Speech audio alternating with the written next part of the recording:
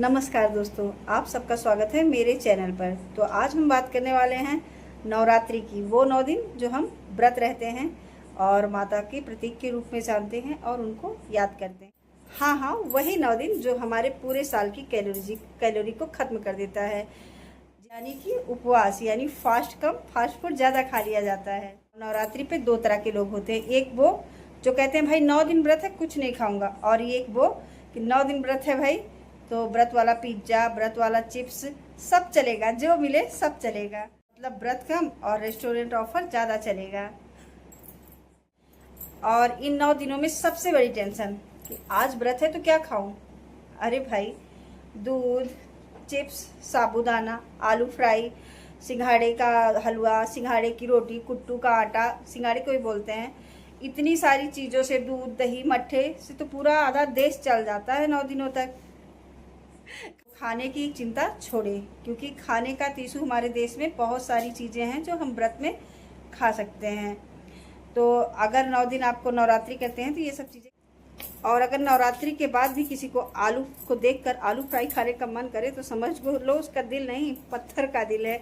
क्योंकि आलू तो 9 दिन हम इतने खा चुके होते हैं कि हम उससे बोर ही हो जाते हैं, और आलू खाने का दिल तो बिल्कुल भी नहीं कहते। घर में तो अलग ही माहौल होता है।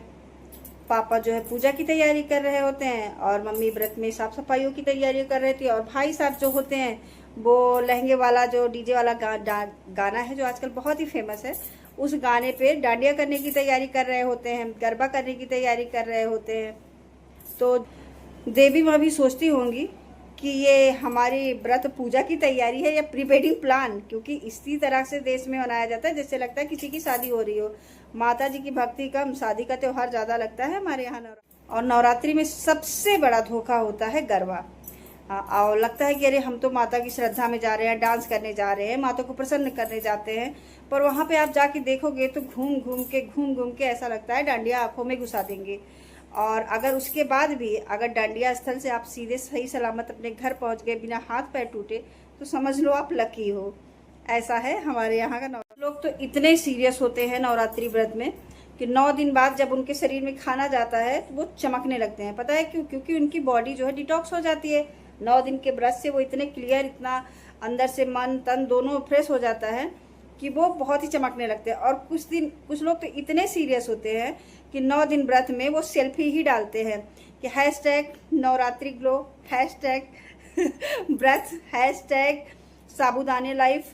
तो कुछ लोग तो इतने सीरियस हैं कि सिर्फ उनका खाने पे ही सीरियसपन दिखता है और व्रत दिखता है, पूजा दिखती है, क्योंकि वो खाने के लिए व्रत है। और कुछ लोग हैं जो बॉडी डिटॉक्स करके सच में चमकने लगते हैं इस नवरात्रि में।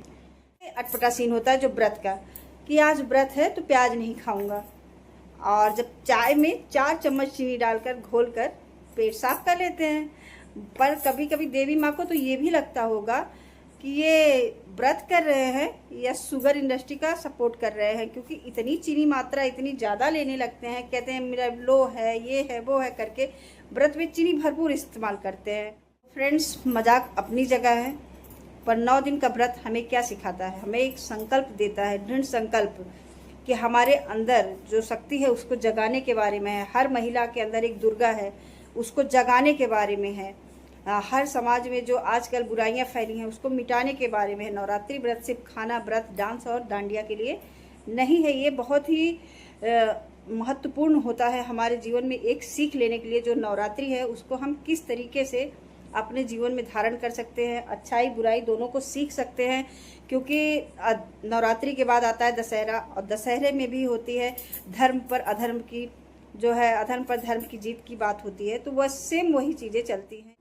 दुनिया में कोई ना कोई महिषासुर हर टाइम पैदा होता है, कभी भ्रष्टाचार के रूप में, कभी झूठ के रूप में, कभी जो है आपके आस पास पड़ोस, आपके सगे संबंधी, किसी के भी रूप में महिषासुर या रावण जैसे हो सकते हैं। क्योंकि जब दुर्गा है तो महिषासुर भी है, राम है तो रावण भी है। तो इन चीज़ों को भी ध्यान में रख के हमें जो है अपने बारे में सोचना चाहिए, और इस नवरात्रि व्रत के बारे में उसकी महत्व को समझना। कभी नफरत के रूप में तो कभी डर के रूप में। तो नवरात्रि हमें याद दिलाता है कि हमें अपने अंदर की जो दुर्गा है उसको जगाना है, और इन महिषा रूपी जैसी बुराइयों से लड़ना है, आगे बढ़ना है और इनका संहार करना है। हमारा असली व्रत क्या है? अपनी जिंदगी से बुराई को हटाकर अच्छी चीजों को ग्रहण करना, ये सही में व्रत होता है, यही हमारा समर्पण होता है माता रानी को।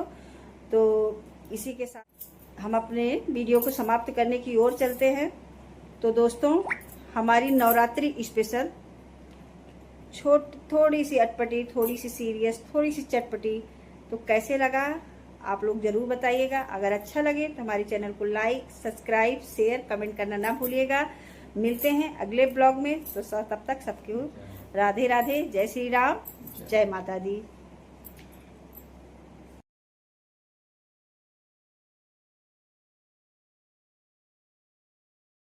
Mãi mày, mãi mày, mãi mày, mãi mày, mãi mày, mãi mày, mãi mày.